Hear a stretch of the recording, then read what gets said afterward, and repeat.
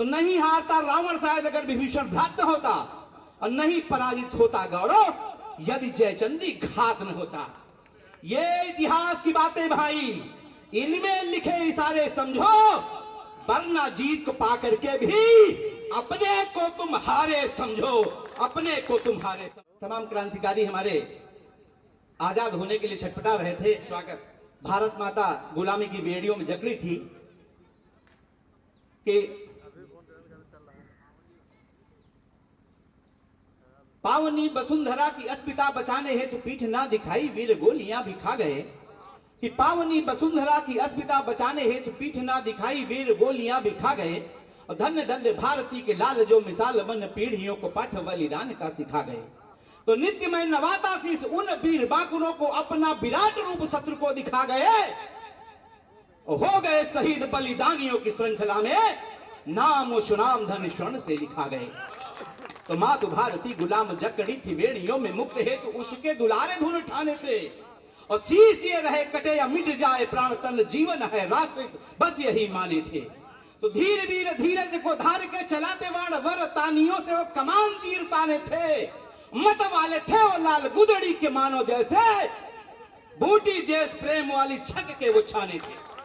तो नाम थे अनेक किंतु वीर बाकुरों में, अब मैं सीधे सीधे उसका नाम लेता हूं। तो नाम थे अनेक किंतु वीर बाकुरों में एक नाम था ललाम, एक सबसे निराला था। जिसने स्वराज को बनाया एकमात्र ध्येय, मन में स्वराज का ही स्वप्न एक पाला था। तो नाम था वो एक जो कि गोलों को जलाता खूब, आंख में था घाव सा जो दिल में वो छाला था।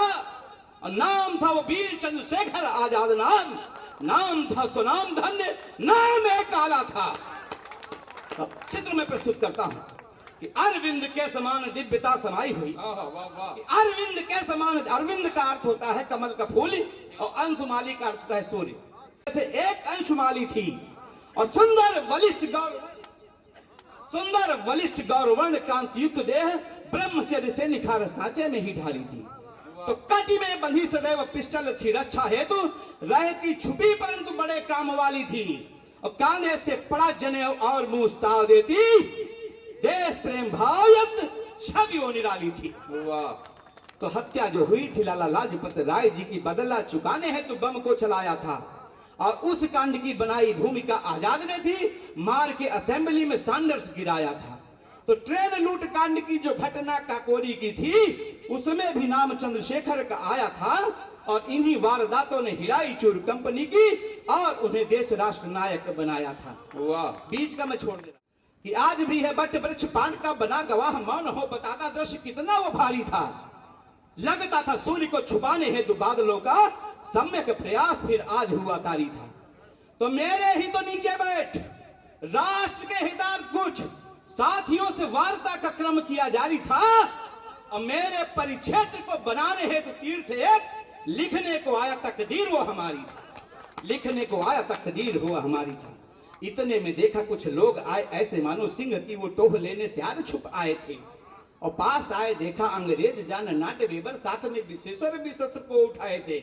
तो देने लगे गालियां, वो गोलियां चलाने लगे, किंतु क्षमता को रंज भाप नहीं पाए थे। और साथियों को अपने बचाते हुए पंडित जी काल के समक्ष विकराल बन छाए थे, काल के समक्ष विकराल बन जाए थे। तो जबड़े को फाड़ देती गोली चंद्रशेखर की, गाली देने वाला कुछ सोच नहीं पाता था। और अगले ही पल वह गिरता जमीन में था, दूसरे ही पल मौत मुंह में समाता था। तो देख के वो शौर्य का विराट रूप देखा मैंने, शीश बार बार शौर्य अपना झुकाता था। और सारे हमलावरों को गालियों के बदले में वंदे मातरम से जवाब मिल जाता था। चूंकि देखिए चंद्रशेखर आजाद जी के वो संस्कार नहीं थे कि कोई उन्हें गाली दे रहा तो उसको गाली देते। वो जब गालियां देते थे लोग जो हमलावर आए थे, तो इधर ये वंदे मातरम बोलते थे। तो अंतिम बची जो जब वहां भी उनको मन को पीड़ा हुई कि लोग मुझे गालियां दे रहे, मैंने गालियां दे पा रहा हूं। तो अंतिम बची जो गोली, सोचा वीर बाकुरे ने जीवित मैं हाथ अब इनके ना आऊंगा, अपनी पवित्र रहे और स्वाभिमानी रक्त भारती को भेंट खुद अपनी चढ़ाऊंगा। मन में विचार यह नाम है आजाद मिला, और यह नाम चरितार्थ कर जाऊंगा। दाग लिया शीशधर अपनी ही पिस्टल को, सोच इतिहास में मैं नाम लिखवाऊंगा। तो मचने लगा था शोर, आज मन चारों ओर फिर से जवानियों ने ले ली अंगड़ाई थी। अंबर हुआ था क्रोध गर्जना के साथ, धरती भी शीश जैसे अपना उठाई थी।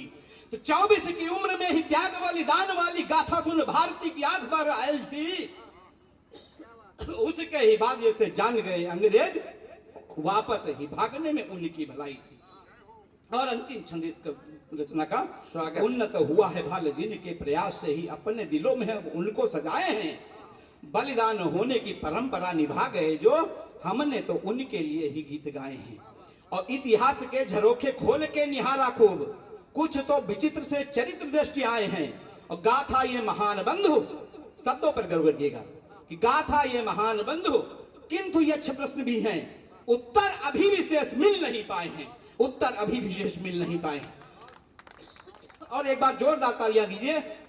4 पंक्तियों में उत्तर देता हुआ मैं बैठ जाऊं कि नहीं हारता रावण शायद।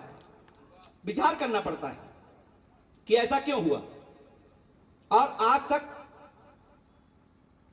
उसके बाद उनके माता को पिता तो थे ही नहीं, माता को बिल्कुल उपेक्षित व्यवहार कर दिया जाता है।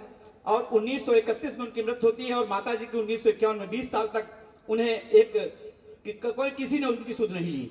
तब कहना पड़ता है, जवाब देना पड़ता है कि नहीं हारता रावण शायद अगर विभीषण भ्रात होता।